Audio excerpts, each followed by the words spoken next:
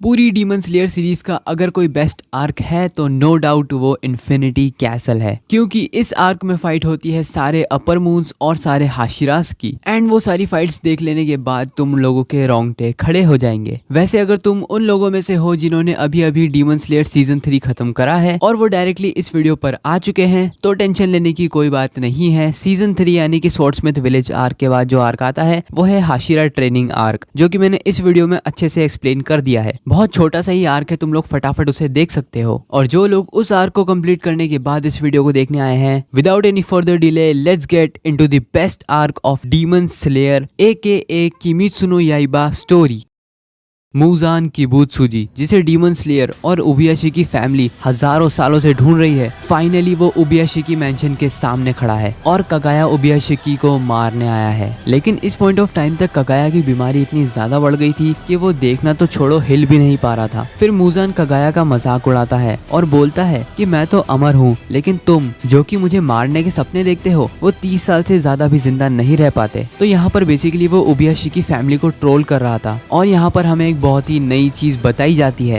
कि मुजान किबुत्सुजी और कगाया उबियाशिकी दोनों ही एक ही फैमिली से बिलोंग करते हैं। और क्योंकि मुजान और उबियाशिकी का सेम ब्लड है, इसलिए उबियाशिकी के मेंबर्स को सारे लोग बहुत ज्यादा श्राप देते हैं। और यही वो कारण है कि उबियाशिकी के सारे मेंबर्स अपनी पूरी लाइफ को डेडिकेट कर देते हैं सिर्फ और सिर्फ मुजान किबुत्सुजी को मारने के लिए, क्योंकि एक तरीके से ये उन्हीं की रिस्पॉन्सिबिलिटी है। उबियाशिकी फैमिली जो कि एक कर्स्ड फैमिली है, उसमें जो भी बच्चा जन्म लेता है वो कभी भी 30 साल से ज्यादा नहीं जी पाता, जैसा कि कगाया के साथ हो रहा है। उन सभी को एक बीमारी होती है जिसकी वजह से वो सारे लोग मारे जाते हैं। और इसी श्राप को थोड़ा कम करने के लिए वो लोग प्रीस्ट की बेटी यानी कि पंडितों की बेटी से शादी करते हैं, और ऐसा करने से कुछ हद तक फायदा भी होता है। लेकिन यहाँ पर मुजान को कोई ना कोई बात तो खटक रही थी, क्योंकि उसे पता था कि कगाया को पता है कि मुजान तो जरूर आएगा। तो फिर उसने अपने साथ किसी हाशिरा को या फिर डीमन स्लेयर प्रोटेक्शन को क्यों नहीं रखा? क्यों वो अकेला बस अपने घर में लेटा हुआ है और मुजान घर के अंदर सिर्फ 4 लोगों को ही फील कर पा रहा था, कगाया, उसकी वाइफ और उसकी 2 बेटियां। इनके अलावा दूर दूर तक कोई भी नहीं था। फिर कगाया के पूछने पर मुजान बताता है कि वो चाहता है कि वो नेजुको को खा ले, जिसके बाद वो आराम से सन के नीचे भी खड़ा हो सकेगा और उसे मारने का दूसरा कोई तरीका बचेगा ही नहीं। लेकिन फिर कगाया यहाँ पर बहुत ही बैडस तरीके से बोलता है कि मुजान किबुत्सुजी, तुम्हारा सपना सच नहीं होने वाला। यहाँ पर मुजान को बहुत गुस्सा आता है और वो मन ही मन में सोचता है कि डीमन स्लेयर्स ने हमेशा मेरी नाक में दम करके रखा है और हजारों सालों से ये डीमन स्लेयर्स मुझे बस परेशान करने का ही काम करते हैं। फिर कगाया बोलता है कि तुमने जितने भी आज तक पाप करे हैं, तुम्हें लगता है तुम उससे बच जाओगे, लेकिन सच तो ये है कि तुम हमेशा से शेर की पूंछ पर पैर रख रहे थे और आज का वो दिन है जब वो शेर पलट कर तुम्हें खा जाएगा। और ये सुनकर मुजान को बहुत ज्यादा ही गुस्सा आ जाता है। फिर मुजान कगाया के सामने आकर खड़ा हो जाता है और उससे बहुत सीरियस होकर बोलता है कि चुप करो, मैं तुम्हारा काम तमाम कर दूंगा। और मुजान अपने हाथ को आगे बढ़ाता है कगाया का सर पकड़ने के लिए। तभी हम लोग एक सीन शिफ्ट देखते हैं जहाँ पर सारे क्रोज सारे हाशिरास को एक इमरजेंसी समन पे बुलाते हैं, क्योंकि ऑफ कोर्स यार उबियाशिकी मैंशन पर खुद मुजान आ चुका है। इसीलिए सारे हाशिरास दौड़ते हुए मैंशन की तरफ बढ़ते हैं। फिर हम एक हाशिरा मीटिंग का सीन देखते हैं जहाँ पर सानेमी बोलता है कि मास्टर कगाया के पास कोई सिक्योरिटी क्यों नहीं है, और सारे हाशिरास गियो में से यही पूछते हैं कि कुछ हो सकता है क्या जिससे मास्टर कगाया को थोड़ी प्रोटेक्शन मिल सके। जिस पर गियो में बोलता है कि वो सेम चीज पिछले 8 सालों से पूछ रहा है, लेकिन उबियाशिकी फैमिली के लोग हमेशा सिक्योरिटी रखने से मना कर देते हैं, क्योंकि उनके हिसाब से उनकी लाइफ की कोई कीमत है ही नहीं, क्योंकि उनके हिसाब से वो किसी काम के ही नहीं है। फिर हम देखते हैं कि सानेमी सबसे पहले उबियाशिकी मैंशन पहुंचता है और जैसे ही वो मैंशन की तरफ देखता है उसकी आंखें फटी की फटी रह जाती है, क्योंकि मैंशन में बहुत ही बड़ा ब्लास्ट हो जाता है। और तभी वहां पर बाकी के हाशिरास भी आ जाते हैं और सभी ये देखकर बहुत ज्यादा हैरान थे। तांजीरो जो कि गियो के साथ मैंशन पहुंच जाता है, वो कहता है कि मैं जलते हुए ब्लड और फ्लैश की खुशबू सूंघ सकता हूँ, जिसका मतलब उस धमाके में पूरी कगाया फैमिली की मौत हो चुकी है। फिर हम देखते हैं मुजान को, जो कि डायरेक्टली एक्सप्लोजन के कांटेक्ट में आ गया था। उसे रीजनरेट करने में बहुत दिक्कत हो रही थी, इसलिए वो कगाया और उसके आखिरी मोमेंट्स को गालियां बकता है और समझ जाता है कि कगाया ने मरने से पहले स्माइल क्यों दी थी। हालांकि इस एक्सप्लोजन में कगाया, उसकी वाइफ अमाने और उसकी दोनों बेटियां मारी जाती जाती है। मूजान फिर नोटिस करता है कि इस एक्सप्लोजन के साथ साथ कुछ स्पाइक्स भी थे, यानी कि कुछ कांटेदार चीजें थी जिसकी वजह से मूजान रीजनरेट नहीं कर पा रहा था। फिर मूजान समझ जाता है कि ये कोई प्लान था और हाशिरास भी यहाँ पर पास ही में कहीं होंगे। फिर मूजान अपनी बॉडी पर कॉन्सेंट्रेट करता है और फटाफट से रीजनरेट होने की कोशिश करता है, लेकिन तभी वहाँ पर फ्लैश सीड आ जाते हैं, जो कि एक ब्लड डीमन टेक्निक है, जिससे बहुत बड़ी बड़ी ब्लैक कलर की ब्रांचेस एक जगह पर समन हो जाती है और मूजान के अंदर घुसते ही वो मूजान को हिलने से रोक देती है। और जैसे ही वो ब्लैक ब्रांचेस मूजान के आर पार होती हैं, मूजान बिल्कुल हिल नहीं पाता है। फिर मूजान उन ब्रांचेस को एब्जॉर्ब करने की कोशिश करने लगता है, लेकिन तभी वहाँ पर एंट्री हो जाती है लेडी तामायो की और वो डायरेक्टली मूजान के पेट के अंदर अपना हाथ घुसा देती है। मूजान बहुत ही ज्यादा गुस्से में ये रियलाइज करता है कि तामायो किसी ब्लड डीमन आर्ट का यूज कर रही है, उसी वजह से वो छुपी भी थी और ये ब्लैक ब्रांचेस भी किसी ब्लड डीमन आर्ट से ही हो रहे हैं। फिर तामायो बड़ी बैडस तरीके से बताती है कि जो ड्रग मैंने अभी अभी तुम्हारे अंदर डाला है वो ड्रग डीमंस को इंसान बना देता है। और मूजान ये सुनते ही कंप्लीटली शॉक्ड। वो फिर तामायो से पूछता है कि ये इम्पॉसिबल है। तामायो इस पर बोलती है कि ये इम्पॉसिबल था,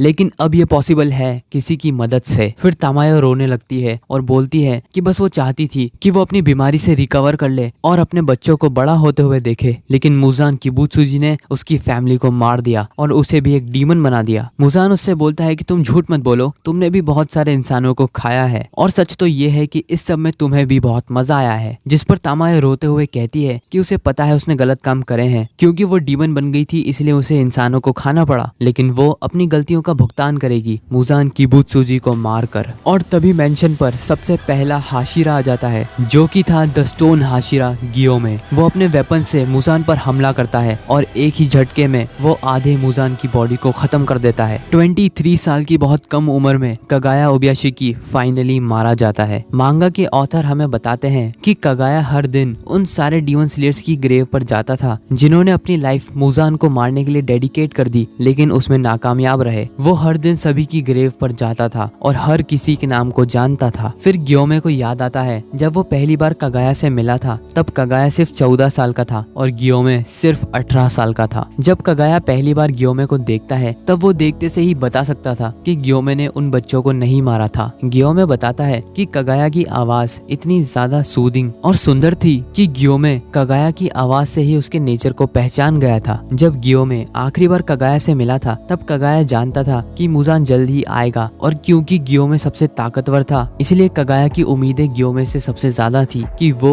मूजान किबुत्सुजी को मार देगा। अब ऑब्वियसली कगाया जानता था कि तुम मूजान का हाथ काट दो या सर, लेकिन वो नहीं मरने वाला, वो वापस से खुद को रीजनरेट कर ही लेगा, लेकिन उसे मारने का भी एक तरीका है और वो है सनलाइट। तो सारे हाशिरास का काम है मूजान को सनलाइट में लाना और मूजान किबुत्सुजी को खत्म करना। फिर हम देखते हैं कि मूजान किबुत्सुजी खुद के सर को वापस से रीजनरेट कर लेता है। मूजान अपने ब्लड डीमन आर्ट से गियोमे को मारने की कोशिश करता है, लेकिन गियोमे उसे आसानी से डिफ्लेक्ट कर देता है। तभी वहाँ पर सानेमी आ जाता है और गुस्से में मूजान की तरफ देखकर चिल्लाता है और बोलता है कि फाइनली अब वो मूजान को खुद अपने हाथों से मार सकता है। और तभी वहाँ पर बहुत सारे हाशिरास पहुंच जाते हैं और तभी गियोमे अनाउंस करता है कि ये जो बंदा तुम लोगों के सामने खड़ा है ये है मूजान किबुत्सुजी, क्योंकि इससे पहले किसी ने भी मूजान को नहीं देखा था। सारे लोग मूजान का नाम सुनते ही शॉक हो जाते हैं और गुस्से में भी आ जाते हैं। तभी तांजीरो जोर से चिल्लाता है मूजान और उसकी तरफ हमला करने के लिए बढ़ता है और उसके साथ ही सारे हाशिरास अपनी ब्रीदिंग स्टाइल एक साथ यूज करते हैं और मूजान पर हमला करने ही वाले थे कि तभी मूजान जोर से हंसने लगता है और तभी सारे डीमन स्लेयर्स के नीचे कुछ दरवाजे खुल जाते हैं और ये दरवाजे इन्फिनिटी कैसल के थे। नाकी में अपने ब्लड डीमन आर्ट की मदद से सारे हाशिरास को इन्फिनिटी कैसल में समन कर लेती है और सारे हाशिरास मूजान को मारने से पहले इन्फिनिटी कैसल में गिर जाते हैं। और तभी तांजीरो बोलता है कि आज मैं तुम्हें मार दूंगा मूजान किबुत्सुजी, जिस पर मूजान बड़े बैडस तरीके से कहता है कि अगर मार सको तो मार देना।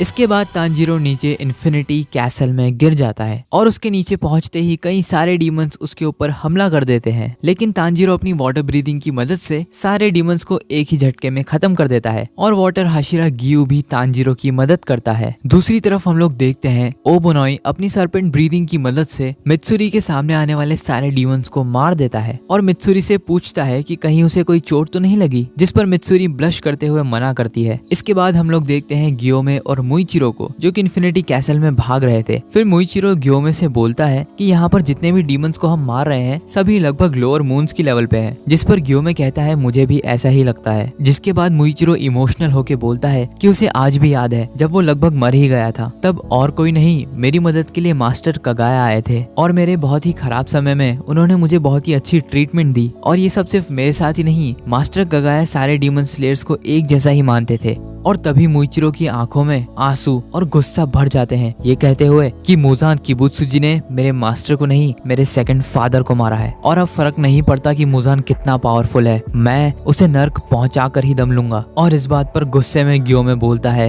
मैं भी। जिसके बाद हम लोग देखते हैं सानेमी को, जो कि इन्फिनिटी कैसल में कहीं बैठकर रो रहा था। सानेमी सोचता है कि वो मास्टर कगाया को नहीं बचा पाया और इस चीज से सानेमी बहुत ज्यादा ही गुस्से में था। तभी वहाँ पर कुछ लोअर मून लेवल के डीमंस आ जाते हैं, लेकिन सानेमी एक ही झटके में सभी को खत्म कर देता है। जिसके बाद हम लोग देखते हैं इनोस्के को, जो कि इन्फिनिटी कैसल के अंदर आ चुका है और वो बहुत ही ज्यादा एक्साइटेड है एज एवर, क्योंकि वो अपने नए मूव्स अलग अलग डीमंस पर ट्राई करना चाहता था। जिसके बाद हम लोग देखते हैं जेनित्सु को, जो कि इन्फिनिटी कैसल में दौड़ रहा था और किसी आवाज का पीछा कर रहा था, ये कहते हुए कि ये जो बंदा है इसे माफ नहीं किया जा सकता। इसके बाद हम लोग देखते हैं इंसेक्ट हाशिरा शिनोबू को, जिसे पास ही के रूम में से खून की बदबू आती है। जैसे ही शिनोबू उस गेट को खोलती है, वो देखती है कई सारी लड़कियों की लाशें एक ही जगह पर बिछी हुई थी और उन सभी के ऊपर बैठा था एक डीमन, जो कि और कोई नहीं अपर रैंक 2 डोमा था। और तभी शिनोबू को याद आता है कि उसकी बहन ने उसे बताया था कि जिस डीमन ने उसे मारा है वो डीमन अपने सर पर ताज रखता है, लाल कलर के कपड़े पहनता है, उसकी आंखें रेनबो कलर की हैं और उसके हाथ में गोल्डन कलर के फैंस भी हैं, जिससे वो समझ जाती है कि डोमा ने ही उसकी बड़ी बहन को मारा था। और जैसे ही शिनोबू ये समझ जाती है, उसका गुस्सा नेक्स्ट लेवल पर पहुंच जाता है। वहीं दूसरी तरफ हम लोग देखते हैं जेनित्सु को, जो कि किसी रूम के अंदर एंटर करता है और बोलता है कि मैं जानता हूँ तुम अंदर हो, अब बिना टाइम वेस्ट किए फटाफट बाहर निकलो। तभी सामने वाले गेट में से एक डीमन बाहर निकलता है, ये कहते हुए कि अपने सीनियर से कोई भला ऐसे बातें करता है, तुम अभी भी पहले की तरह ही हो डरपोक जेनित्सु। इस बात पर जेनित्सु गुस्से में बोलता है कि अब काइगाकू उसका सीनियर नहीं है, अब वो एक डीमन है, यानी कि उसका दुश्मन। दूसरी तरफ हम लोग देखते हैं कि तांजीरो और गियू इन्फिनिटी कैसल में भाग रहे थे और इन्फिनिटी कैसल बार बार दोनों डीमन स्लेयर्स को अलग करने की कोशिश कर रहा था। तभी वहाँ पर डीमन स्लेयर्स का एक कौवा आ जाता है और सारे डीमन स्लेयर्स को ये बताता है कि कोचो शिनोबू अपर रैंक 2 डोमा से लड़ती हुई मारी गई है। शिनोबू की मौत की खबर जैसे ही डीमन स्लेयर्स को मिलती है, वो सभी शॉक रह जाते हैं। तांजीरो खुद को रोने से रोकता है और बहुत ही ज्यादा गुस्से में आ जाता है, लेकिन साथ ही में वो नोटिस करता है कि इन कौवों के ऊपर कुछ पेपर टेलिस्मेंस लगे हुए हैं और ये एक ब्लड डीमन आर्ट है, जिसकी वजह से ये कौवे डीमंस को दिखाई नहीं देते। फिर हम लोग देखते हैं डीमन स्लेयर हेडक्वार्टर्स में किरिया ओबियाशिकी को, जो कि कगाया ओबियाशिकी का बेटा है और उसकी उम्र सिर्फ 8 साल है। और कगाया ओबियाशिकी की मौत के बाद किरिया बन चुका है डीमन स्लेयर कॉर्प्स का लीडर और उसके साथ उसकी 2 बड़ी बहनें भी उसकी मदद कर रही है। और भले ही किरिया की फैमिली कुछ देर पहले ही खत्म हो गई है, लेकिन फिर भी वो बिना इमोशनल हुए उसके काम पर फोकस कर रहा है। तो बेसिकली ये लोग कौवों की और डीमन आर्ट की मदद से पूरे इन्फिनिटी कैसल का एक रफ स्केच बना रहे हैं, जिससे ये पता चल जाएगा कि किस डायरेक्शन में या किस जगह पर हाशिरास और डीमंस हैं। और उन कौवों की मदद से वो लगातार हाशिरास के कांटेक्ट में भी हैं और जैसे ही कोई भी नोटिफिकेशन देनी होती है, ये लोग कौवों के द्वारा दे देते हैं। जैसे कि अभी अभी शिनोबू की मौत।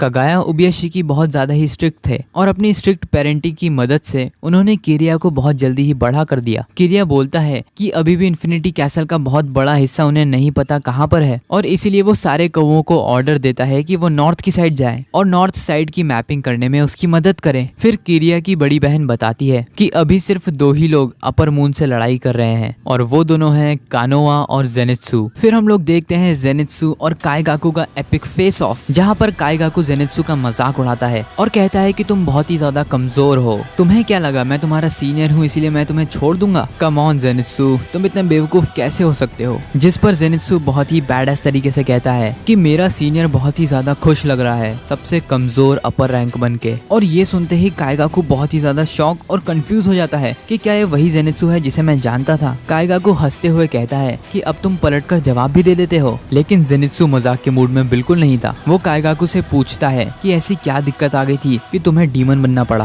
क्या तुम्हें पता नहीं जब तुम डीमन स्लेयर बनते हो तब तुम सेल्फिश होने का हक खो देते हो। फिर जेनित्सु बहुत ही गुस्से में चिल्लाता है कि अगर तुम डीमन नहीं बनते तो ग्रैंडपा कभी भी आत्महत्या नहीं करते। फॉर्मर थंडर हाशिरा वैसे तो जेनित्सु के मास्टर थे, लेकिन फिर भी जेनित्सु उन्हें हमेशा ग्रैंडपा करके ही बोलता था क्योंकि उन दोनों के बीच की बॉन्डिंग काफी अच्छी थी। जेनित्सु रोते हुए बोलता है कि उनकी मौत कितनी ज्यादा दर्दनाक थी तुम्हें अंदाजा भी नहीं है। तो बेसिकली फॉर्मर थंडर हाशिरा ने सुसाइड कर लिया था क्योंकि उन्हीं का एक स्टूडेंट यानी कि थंडर ब्रेथ यूजर एक डीमन बन चुका है। एंड जापानीज में एक टर्म होती है जिसे कहते हैं सेप्पुकु, जिसमें बेसिकली आप सुसाइड कर लेते हो फॉर सम रीजन अपने पेट में चाकू घोंप कर। एंड इस केस में उन्होंने सेप्पुकु किया था क्योंकि उनका स्टूडेंट एक डीमन बन चुका था। ये सुनते ही काएगाकू हंसने लगता है और जेनित्सु का मजाक उड़ाते हुए कहता है कि मैंने तो उन्हें सुसाइड करने के लिए नहीं बोला था, इसका मतलब ये मेरी प्रॉब्लम नहीं है। और तुम क्या चाहते हो कि मैं इस बात पर शौक मनाऊं कि मेरा मास्टर मारा गया? तो ऐसा बिल्कुल भी नहीं होने वाला क्योंकि मुझे कोई फर्क नहीं पड़ता कि वो मरे या जिंदा रहे। उस बुढ़े ने कभी भी अपनी सक्सेसरशिप लिखी ही नहीं। इसका मतलब वो इतना ज्यादा बेवकूफ था कि उसे समझ ही नहीं आया कि मैं बेटर हूँ या तुम। वो हमेशा से मुझे तुम्हारे साथ कंपेयर करता था जबकि तुम मेरे सामने कुछ थे ही नहीं। और इसीलिए काएगाकू बोलता है कि अच्छा ही हुआ वो बुढ़ा मारा गया और नॉर्मल डेथ तो वो डिजर्व करता भी नहीं था, उसे तड़प कर ही मरना चाहिए था। ये सुनते ही जेनित्सु बहुत ज्यादा गुस्से में आ जाता है और कहता है कि तुम एक नंबर के डरपोक हो जिसने अपनी स्किन या अपनी जान बचाने के लिए डीमन बनना तक स्वीकार कर लिया। तुम जैसे स्टूडेंट पे तो हर मास्टर को शर्म आनी चाहिए। जेनित्सु फिर बोलता है कि भले ही मुझे थंडर ब्रीदिंग का फर्स्ट फॉर्म के अलावा कोई फॉर्म नहीं आता, लेकिन तुम्हें तो सबसे बेसिक फॉर्म भी नहीं आता। एंड यहाँ पर जेनित्सु ऐसा इसीलिए बोलता है क्योंकि वो थंडर ब्रीदिंग के फर्स्ट फॉर्म के अलावा कोई फॉर्म नहीं यूज कर सकता और वहीं काएगाकू फर्स्ट फॉर्म को छोड़कर बाकी सारे फॉर्म यूज कर सकता है। और ये सुनते ही काएगाकू पूरी तरीके से गुस्से में आ जाता है और कहता है कि कभी भी मुझे तुम्हारे साथ मत जोड़ना क्योंकि मैं तुमसे बहुत ज्यादा ताकतवर हूँ। तभी काएगाकू थंडर ब्रीदिंग के फोर्थ फॉर्म डिस्टेंट थंडर को यूज करता है और क्योंकि अब काएगाकू डीमन बन चुका है इसलिए वो अपने ब्रीदिंग फॉर्म्स के साथ ब्लड डीमन आर्ट को भी यूज कर सकता है और दोनों को कंबाइन करके अपनी पावर्स और स्पीड को बहुत ज्यादा इंक्रीज कर सकता है। जैसे ही Kaigaku fourth form distant thunder use करता है इंस्टेंटली पूरे रूम में ब्लैक कलर की लाइटनिंग फैल जाती है, लेकिन इतने पावरफुल अटैक के बाद भी जेनित्सु उसे आराम से डॉज कर लेता है। और यही नहीं, वो काएगाकू के गले को भी आधा काट देता है। ये देखकर काएगाकू की फट जाती है और वो मन ही मन सोचता है कि क्या इसने अभी अभी मुझ पर अटैक किया? ये तो वो जेनित्सु है ही नहीं जिसे मैं जानता था, ये तो कोई कम्प्लीटली डिफरेंट इंसान है। फिर काएगाकू को याद आता है कि वो डीमन कैसे बना था। तो एक दिन जब काएगाकू उसकी डीमन स्लेयर ड्यूटीज पर था तब एक दिन उसका सामना हो जाता है upper moon one the beast himself Kokushibo से। और वो कोकोशिबो से रहम की भीख मांगता है, कहता है कि कुछ भी कर दो पर मुझे जिंदा छोड़ दो, क्योंकि काएगाकू के हिसाब से अगर उसका दुश्मन उसके सामने बहुत ज्यादा पावरफुल है तो उसके तलवे चाटने में कोई शर्म की बात नहीं है। इसलिए वो कोकोशिबो के सामने सरेंडर कर देता है। फिर कोकोशिबो काएगाकू को अपना थोड़ा ब्लड देता है, ये बोलते हुए कि मैं तुम्हें डीमन बना देता हूँ और क्योंकि तुम एक ब्रेथ यूजर हो इसलिए तुम काफी ज्यादा पावरफुल डीमन बनोगे और अगर मुजान उसे एक्सेप्ट कर लेगा तो वो एक अपर रैंक भी बन सकता है। कोकोशिबो उसे अपना बहुत ज्यादा ब्लड दे देता है, ये कहते हुए कि अगर इसकी एक बूंद भी नीचे गिरी तो मैं तुम्हारा सर धड़ से अलग कर दूंगा। और घबराते हुए काएगाकू खून की एक एक बूंद को चाट जाता है। अब काएगाकू जो कि जेनित्सु से थोड़ा थोड़ा डरने लगा था वो बहुत ही ज्यादा गुस्से में आ जाता है और वो जेनित्सु के ऊपर thunder breathing second form lightning ball use कर देता है। जेनित्सु उसके अटैक्स की पावर्स को देखकर समझ जाता है कि उसने कई सारे ह्यूमंस को खा रखा है और पता नहीं उसने कितनी जानें ली होंगी सिर्फ इस पावर को अचीव करने के लिए। जिसके बाद काएगाकू यूज करता है thunder breathing third form buzzing mosquito thunder, thunder breathing fifth form heat lightning. और जहां काएगाकू अपने थंडर ब्रीदिंग के फॉर्म्स जेनित्सु के ऊपर यूज कर रहा था, जेनित्सु डिफेंस भी नहीं करता है। उसके दिमाग में सिर्फ और सिर्फ यादें चल रही थी जब मास्टर जिगोरू जेनित्सु और काएगाकू को साथ में ट्रेनिंग दिया करते थे। जेनित्सु कोई बेवकूफ या गलती किया करता था और मास्टर उस पर चिल्लाया करते थे और कैसे काएगाकू सारे ब्रीदिंग फॉर्म्स और सारी मुश्किल ट्रेनिंग को आसानी से हैंडल कर पाता था। काएगाकू जो कि जेनित्सु के ऊपर कंटिन्यूअसली अटैक कर रहा था वो जेनित्सु से पूछता है कैसा लगता है एक अपर मून से मार खाते हुए, लेकिन इस पर जेनित्सु कुछ भी नहीं बोलता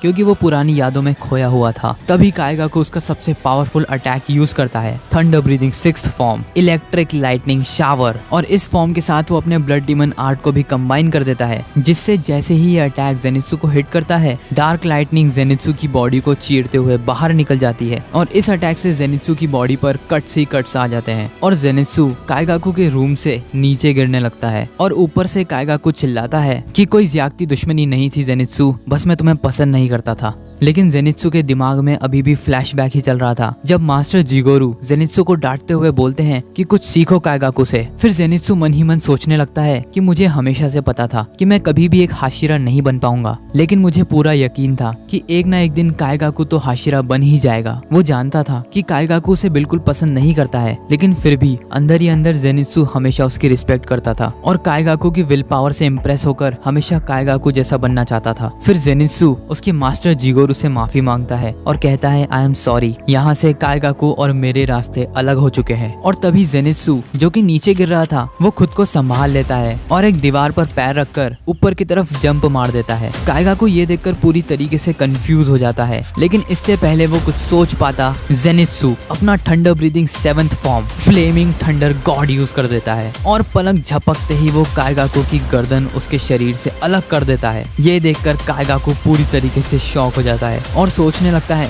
कि उसके मास्टर उसके टैलेंट से हमेशा जलते थे, इसलिए उन्होंने जेनित्सु को ये वाला मूव सिखाया और मुझे कभी नहीं सिखाया। जिस पर जेनित्सु कहता है कि थंडर ब्रीदिंग का 7th फॉर्म उसने खुद इन्वेंट किया है, लेकिन जेनित्सु हमेशा चाहता था कि वो इस फॉर्म को काइगाकू के साथ यूज करे, उसके खिलाफ नहीं। जब जेनित्सु काइगाकू को मार देता है तो वो दोनों ही इन्फिनिटी कैसल में नीचे गिरने लगते हैं। जहाँ एक तरफ जेनित्सु बेहोश हो रहा था, वहीं दूसरी तरफ काइगाकू को यकीन ही नहीं था कि जेनित्सु जैसा कमजोर भी उसे मार सकता है, एक अपर मून को मार सकता है। लेकिन तभी वो खुश हो जाता है क्योंकि जेनित्सु भी उसके साथ नीचे ही गिर रहा था, इसका मतलब वो दोनों साथ में मरेंगे। लेकिन तभी वहाँ पर यूशिरो आ जाता है और काइगाकू से बोलता है कि बिना दोस्तों के वो हमेशा अकेला ही मरेगा। और उसके आखिरी समय में ये सुनते ही काइगाकू शॉक हो जाता है। यूशिरो जेनित्सु को बचा लेता है, लेकिन फिर भी जेनित्सु बेहोश हो जाता है और जेनित्सु की आंखें खुलती हैं एक हरे भरे गार्डन में जहाँ पर हर तरफ रेड स्पाइडर लिलीज फैली हुई थी। जेनित्सु की आंखों के सामने एक नदी थी जिसके पार खड़े थे मास्टर जिगोरू। जेनित्सु उनके सामने रोने लगता है और कहता है कि मुझे माफ कर दो, जब काइगाकू डीमन बन रहा था, जब उसे मेरी सबसे ज्यादा जरूरत थी, तब मैं उसके साथ नहीं था और शायद ये इसलिए मेरी ही गलती है कि वो डीमन बन गया और इवेंचुअली आपकी मौत हो गई। मैं हमेशा से चाहता था कि मैं भी एक दिन आपकी तरह ही पिलर यानी हाशिरा बनूं, लेकिन मुझसे कोई काम ठीक से नहीं होता। जेनित्सु ये बोलते हुए रोने लगता है, लेकिन तभी मास्टर जिगोरू की भी आंखें भर जाती है और वो कहते हैं कि जेनित्सु तुम ही मेरी खुशी हो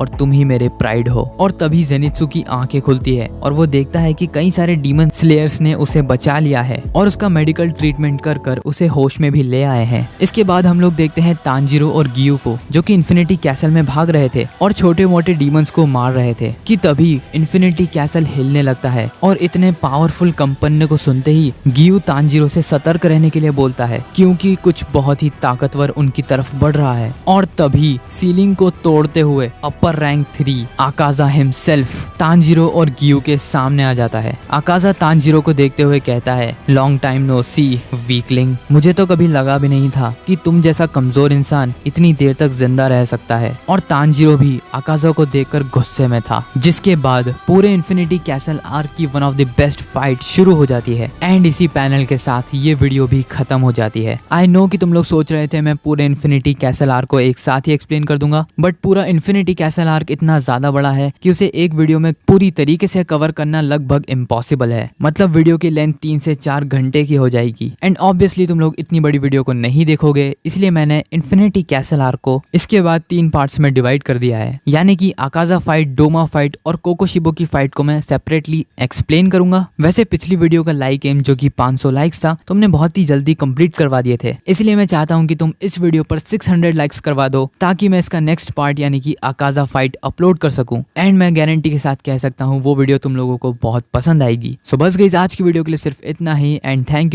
you for watching this video.